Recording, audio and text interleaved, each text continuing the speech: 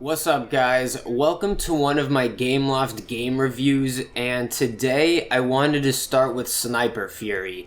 Now, I already made a video talking about a few Gameloft games including this one.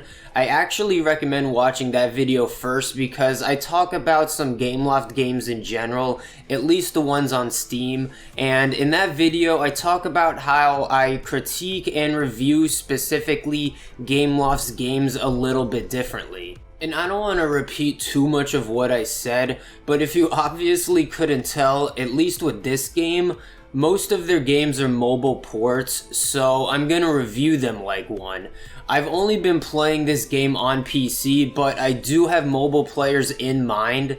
Surprisingly, being on mobile or PC isn't as drastic of a change as you would expect it to be like it would be for many other games. Sniper Fury can mostly be played as a single player game, but there is some form of multiplayer, and Gameloft usually likes to add a single player mode with some multiplayer features. It sounds confusing, but it's really not. I'm gonna go through everything.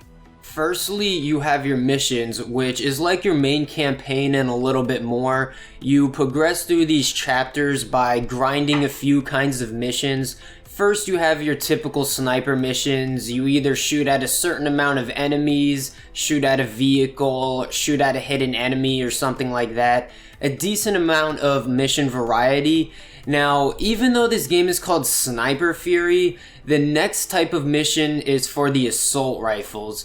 And you have to do just as many assault rifle missions as sniper missions in each chapter, which is 20 each. Then you have your story missions, which are like 2 regular missions put together, but you only have to do 5 of them instead of 20. I find that a little weird for a sniper game, but that's everything in the main campaign. You do 20 sniper missions, 20 assault rifle missions, 5 story missions, then you move on. Doesn't sound too bad, right? Well, it wouldn't be if the chapters didn't get so progressively grindy. And that's a word I've been trying to avoid to describe everything, just grindy. And I have about 100 hours on this game. We haven't even addressed that yet, but I could give you a good idea of how grindy this game could be. All those missions and chapters I was telling you about, I'm only on chapter 13. How many chapters are there? There's like fucking 30.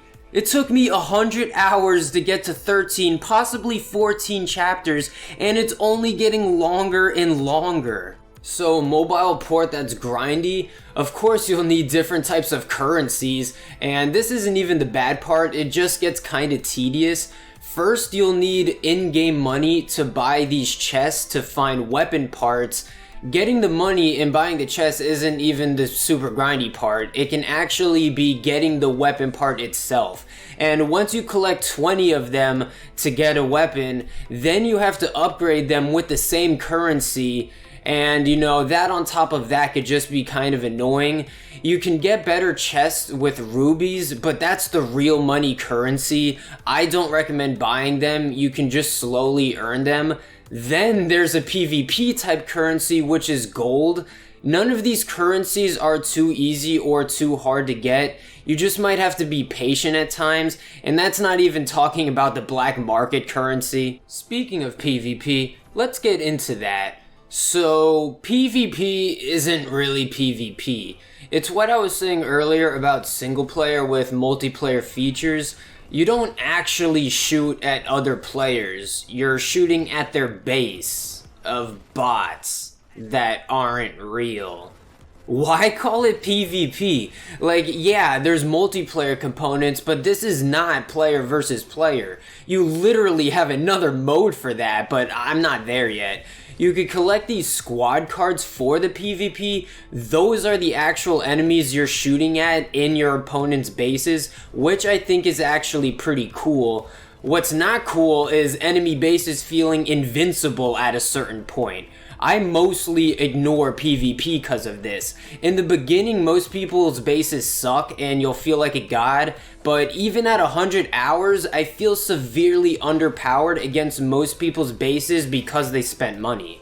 And something I forgot to mention is I try not to put money into free-to-play games unless I really enjoy them.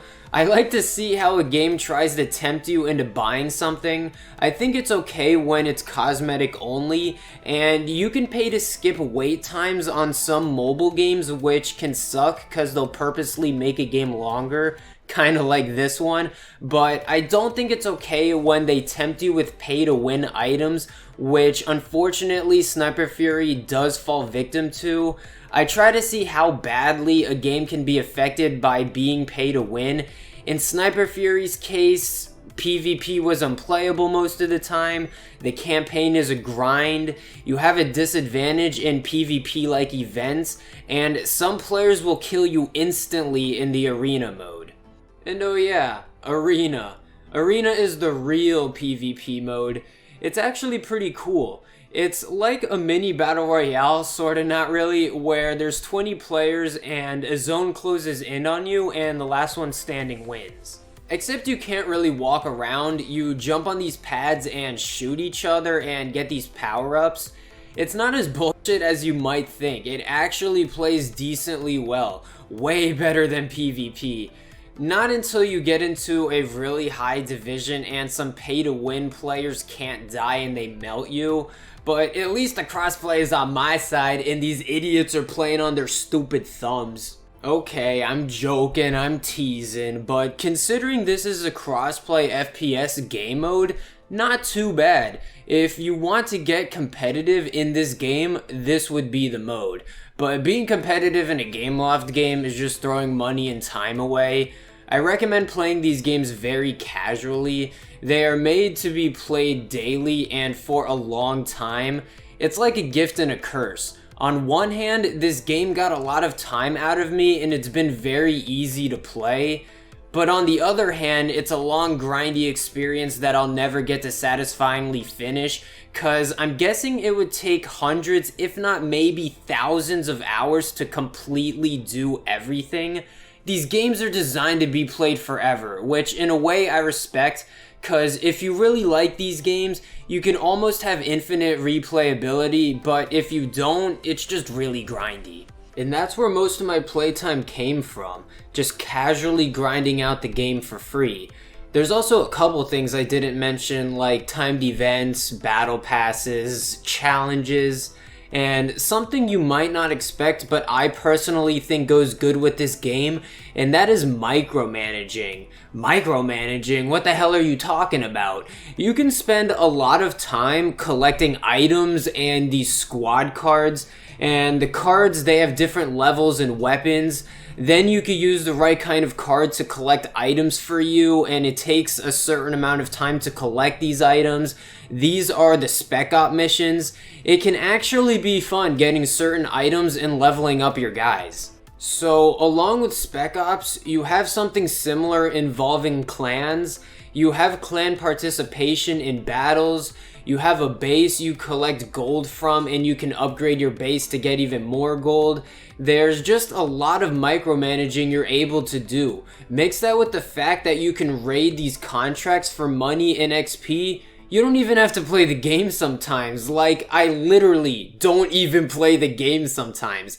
I can just collect my gold, do some passive daily challenges, do some Spec Ops, do some clan stuff, then raid some contracts and get off.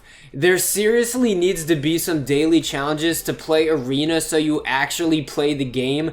It's like the best thing about this game, but including that problem, it has its own currency and different set of weapons, so it's like a whole nother thing to grind, so there's just not much in-game motivation to play it. At least most of those problems are unique to Arena. But if you care about achievements and in-game rewards, Sniper Fury has a ton of them. Almost 200 achievements, and most of them give you some in-game reward like a currency. And this is something that I think should be in like every game. It made it more motivating to do about everything because I knew mostly everything I did was working towards an achievement. I almost hate to admit how many more hours I got out of this game because of achievements, and I only got like half of them. Like, if this game wasn't as grindy and actually had good, satisfying gameplay, I'd probably have double the hours. That should give an idea of how casually I can play a game and still not expect too much from it. I didn't even enjoy Sniper Fury that much, but it still got 100 hours out of me because of the casual micromanaging routine you can get into.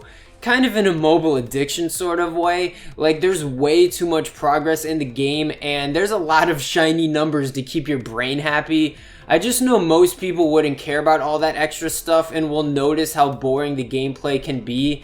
For me, Gameloft usually almost crosses the line with making a free-to-play game too free-to-play, so I'll get invested with them for a while until I realize I'm not paying any fucking money, so I can't take these games too seriously. I'll just go play and invest in a game that isn't pay to win. There's plenty of free games with a more balanced multiplayer that are cosmetic only, and there's damn sure better sniper games. This is not a game to sink your teeth into unless you really know what you're dealing with. If this game looks perfect to you so far and you have extra money to give away, you can probably have hundreds of hours of good playtime and pay to outnumber everyone else. But for the normal people out there, unless the micromanaging sounds laid back to you, you probably won't like this game. I only played this game really because it's a Gameloft game. I wouldn't have cared otherwise. I just so happened to have stayed for the micromanaging and the achievements and the events and the replayability and the slight addiction, but you know what I mean.